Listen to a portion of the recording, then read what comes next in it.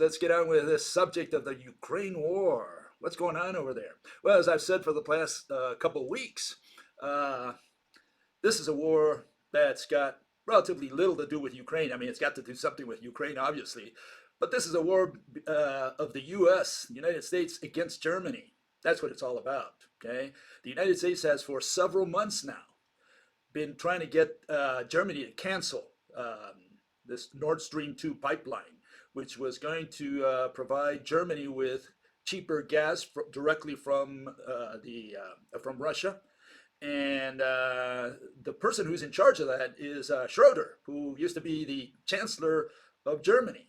So you can imagine if this guy is up there, and he's a friend of the current president, chancellor of Germany, and had a good chance of, being turned on.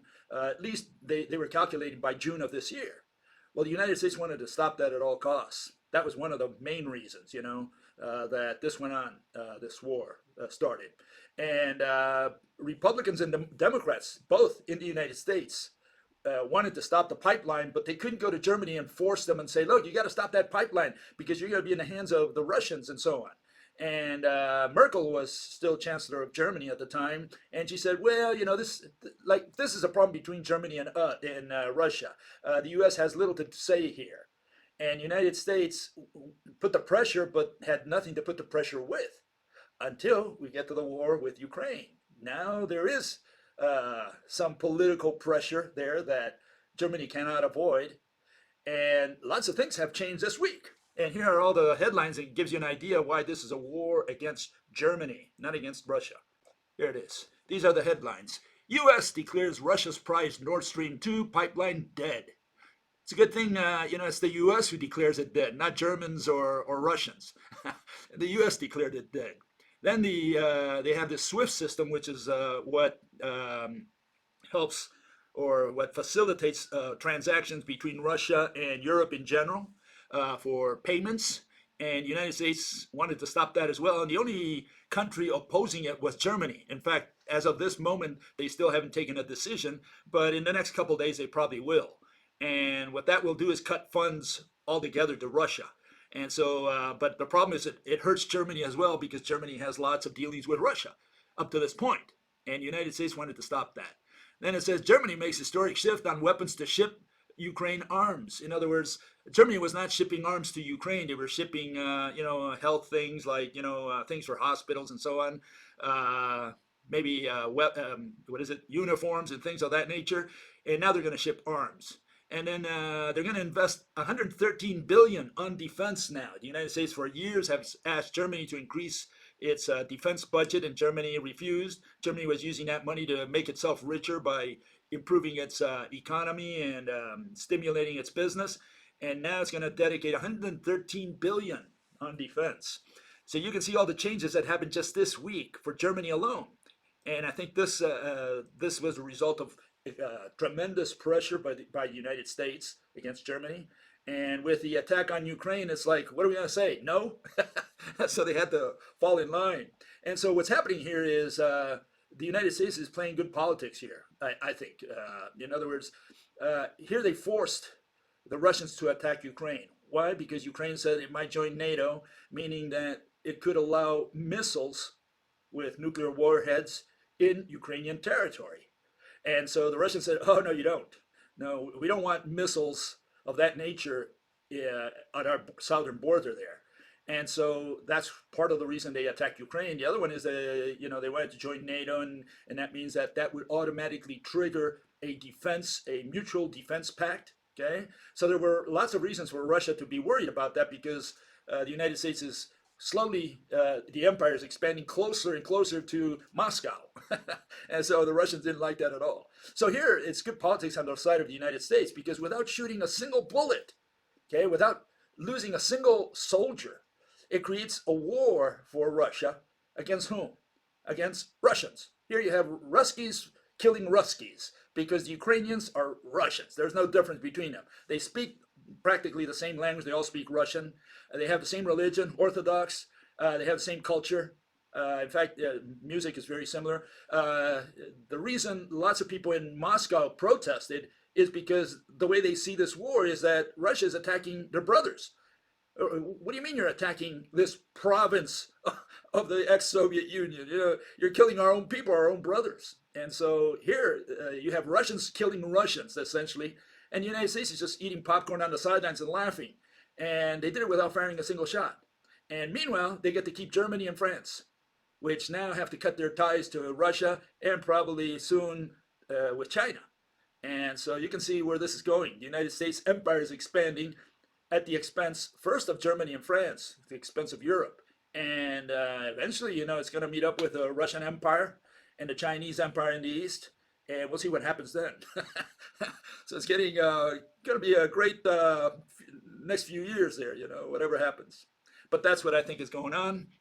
And one fellow says, the psychopath politicians and their sock puppet press are threatening sanctions on Russia in their or else threats. Germany shut all their nuclear power stations and are massively dependent on Russian gas. If they stop buying the gas, the whole EU will go bankrupt. Yeah, one of the problems here is that the Germans here depend lots on Russian gas. And the United States says, hey, we'll sell you the gas from now on. How's that? It'll be a little more expensive. We're going to, export it by the teaspoons to Germany, and you're going to have to pay for it. But they want to cut the dependence of Europe on Russian gas. They don't like that at all, the Americans. And it's so crazy because the Germans are shutting down, are in the process of shutting down their last couple of power plants. One down here a few miles from where I live in Worms, which is, by the way, where Martin Luther was tried. What was it? 1521, I think, by Charles V and his court. They tried him for blasphemy. And in Worms, they had two power plants, and Byblos 1 and Byblos 2. And I went down there to see it. And yeah, they were to be shut in 21 or 22. So right now they shut them down, I think, the other day, finally. So Germany shut down the power plants. Why? Because people here, they said, look, we don't want the danger. Power plants, especially after Chernobyl, they said, we don't want this happening here. And so they shut down the power plants. But it's, I don't know if people are aware, but see, this is what's going on. The United States has nukes here in Germany, and this is the map. And you can see Germany has nukes that are controlled by the United States. And so on the one hand, they shut down their power plants. On the other, they have all these nukes inside their country.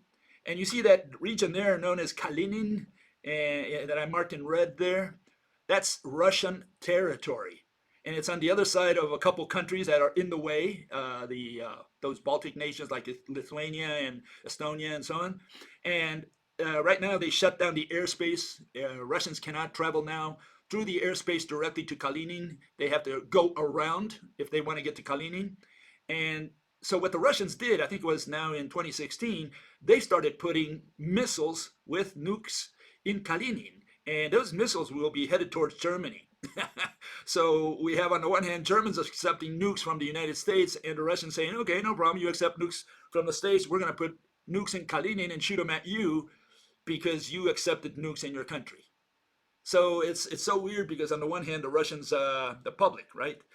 They said it's a danger to have all these nuclear power plants. And here they have the nukes that the Americans are putting here. So, and it's going to be a lot of fun because now the Russians threaten with stopping the START treaty. They prolonged it for 5 more years, and which is the agreement where they limit the number of nukes that each side has, and they have to be able to verify each other. And right now, the Russians are threatening with pulling out of that and saying, we're not going to have you visit our country and checking out how many nukes we have. And so it's going to be a lot of fun in the next few days, years. I mean, if we leave, months is better word. We can't guarantee years yet.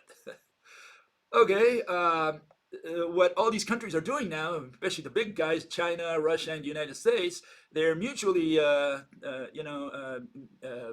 using sanctions against each other. The United States is sanctioning China, and China does the same to the United States. The other day here we had Beijing.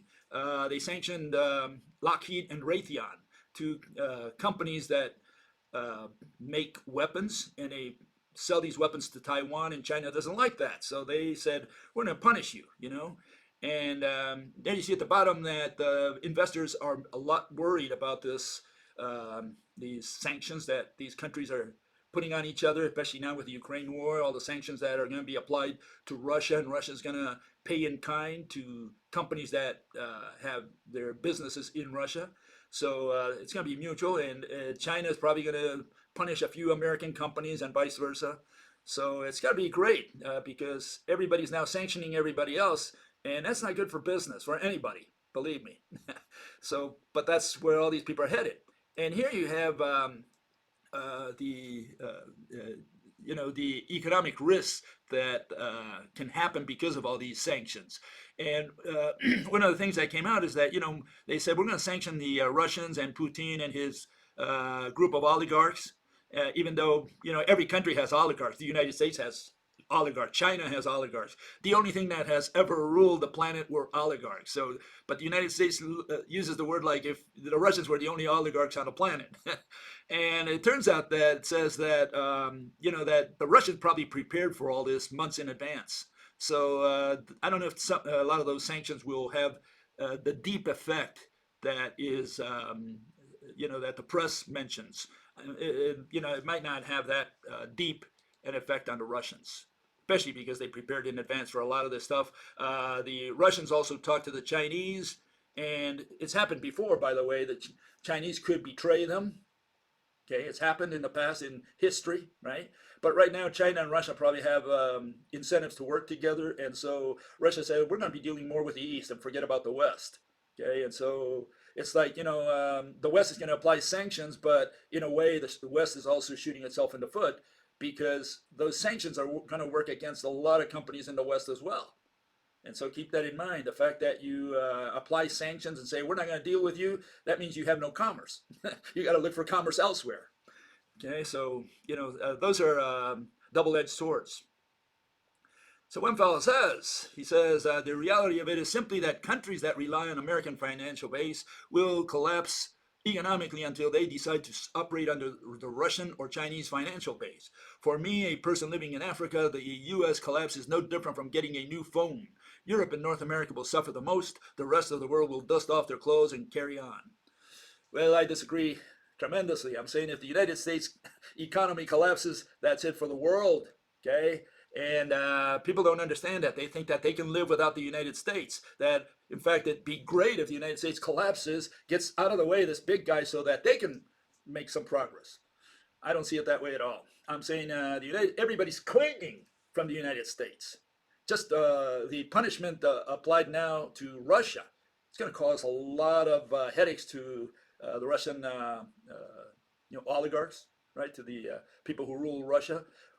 All these sanctions are going to hurt Russia a lot. It's going to hurt Europe. It's going to hurt the United States, but I think it's going to hurt Russia quite a bit. And the only thing Russia can do is go east and deal with the Chinese, and that might soften the blow.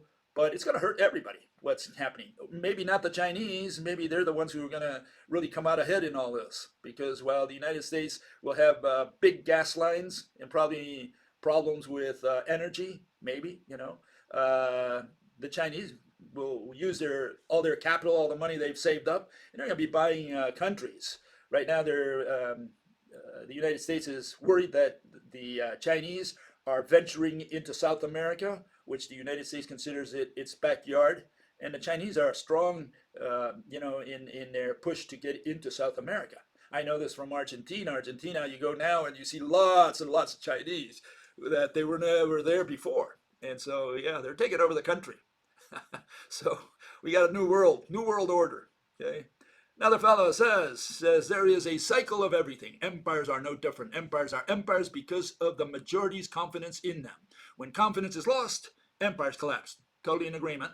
The U.S. economy is the central economy of today's Western empire. Yeah, it will be the economics on the periphery of this empire that will fall first, and the U.S. empire will fall last.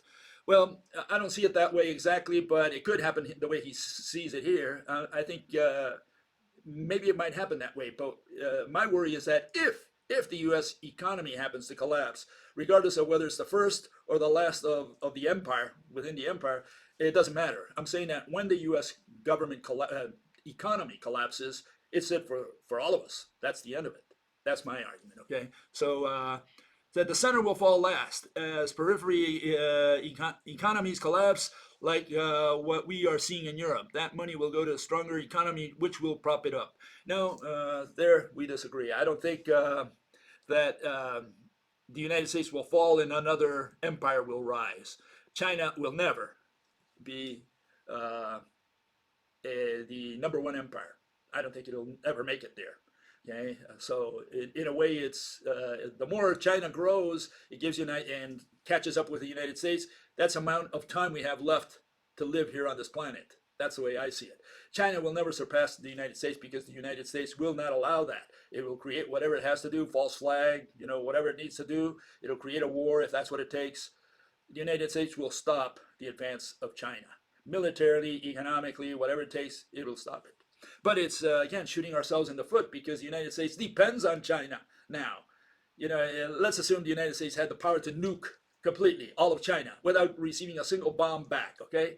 It just goes in and bombs the hell out of all of China, kills the 1.2 billion or whatever inhabitants. It's the end of the United States. The United States depends right now on China. It can't do that. It can't do that to China. Right now, the world is too much interrelated to be able to do that kind of action. So everybody's got to be very careful what they do now. It's not a question of saying, "Oh, we're going to go in there and kill all the people." It doesn't work that way. The other one that people should be aware of is that the Russians have killer satellites, which I talked about a couple weeks ago.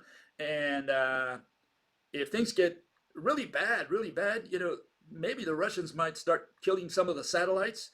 Or all of them. And if that happens, well, we're all in trouble because all our money is on the internet. And the internet and the missiles all rely on satellites. Unless you're a flat earther, then you've got another idea.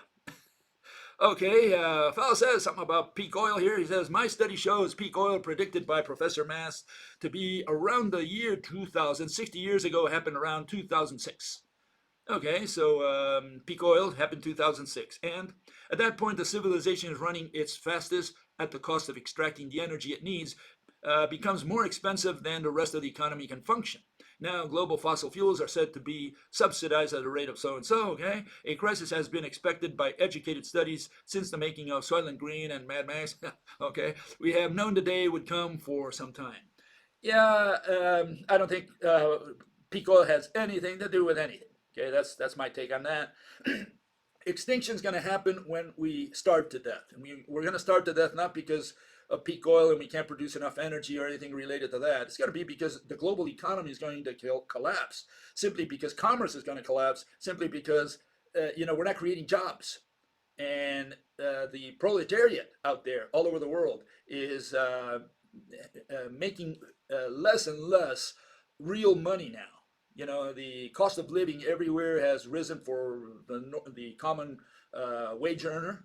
And some places, it's even below that standard. Some people can't even make it to the end of the month. So that's what's going to kill the economy, not the oil. I don't think oil has anything to do with it. Or not the primary thing. It might help bring the whole thing down. But the issue here is that it's going to be the global economy that collapses, not because of oil, but because we can't grow forever. And if you can't grow, you die. That's the way it is in economics. Okay, another fellow also talks about that. A decline of the fossil fuel economies is unavoidable. Any nation willing to advance beyond that must develop either nuclear or wind or solar or hydro energies. Yeah, that's true. I think a lot of countries are now moving into recyclable energies, right? There is no other way out, okay? And the West has been very slow in that path. I don't know. Yeah, they're working on it. As to the dependency of most developed countries on the dollar or the euro, many countries have started to gravitate towards the Bank of China and crypto. Yeah, that's true, but the question is whether China can replace the euro and the dollar.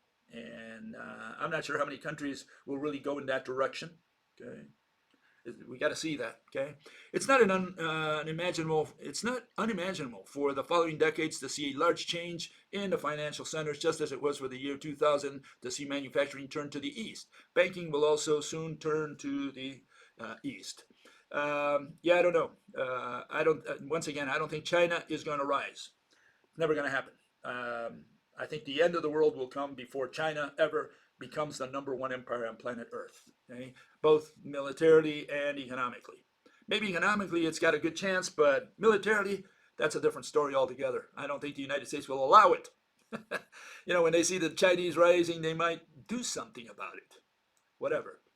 Maybe even change the government over there if they can. Okay, but besides, China is also slowing down. Okay, it's not like China is growing exponentially or anything like that anymore. China is also having problems. Okay, I think the Russians are a few plays ahead here. Okay, in that the Russians assume the collapse of the dollar is coming soon, but the timeline is unknown, and their actions will just add another layer to guarantee it happens. So they are going about their business as if the U.S. is irrelevant. They will push ahead up until a full-scale war is on the horizon and will pull back not to start World War III. The risk is what will the military-industrial complex do? Let me give you another scenario, okay? And Russia has had many revolutions that at least the United States never had, okay? And here, let me show you this. These are the revolutions that Russia has had over the centuries. Let me put it over here. Okay, you can see their timeline of when they had revolutions that almost overthrew the Tsar regime, the Tsarist regime. And then, you had obviously the first Russian Revolution, 1905. These are the modern, you could say, revolutions. The second one, which was the Kerensky Revolution, 1917. And then the third one, which was Lenin's revolution. Lenin and Trotsky overthrew the Kerensky government, and then they had the Civil War for 6 years. Okay, and the Civil War for 1917 to 1923, and then recently, 1988 to 1991, you had the breakup of the Soviet Union, which you could say is a revolution, a big upheaval over there. Okay, and so here's a $1,000,000 question for you: is it possible that maybe Putin is pushing a little too hard? Maybe made a mistake in attacking Ukraine, and then because of that action, he falls inside. In other words, someone overthrows the Russian government. Is that possible? I mean, I want you to think that the Roman Empire, they had a lot of conspiracies. And when they saw a weak Caesar, which is the word that the Russians use, Tsar means Caesar, okay? And so here you had the Caesars, and they saw the generals around them saw him as weak. They said, hey, I'm going to get this guy out of here. I'm going to be the Caesar. And so the guy would overthrow the king, the Caesar, and he would be now the Caesar. And there were a lot of palace coups, murders, and so on. And, whenever things aren't running well, the generals begin to whisper, talk, conspire, And I think there's got to be many generals within within Russia that probably want to overthrow Putin. And they're just waiting maybe for their chance. And maybe this is their chance, because suddenly you have people on the streets. You have a war that maybe might drag on for weeks, for all we know. And, then all these actions that the West has taken against the economy of Russia, all this has to have an effect. And maybe there are some generals out there that are not willing to take all that and say, hey, why don't we just get rid of Putin and kiss and make up with the West, get the troops out of Ukraine, and we're all friends again. I mean, that's one possibility, okay?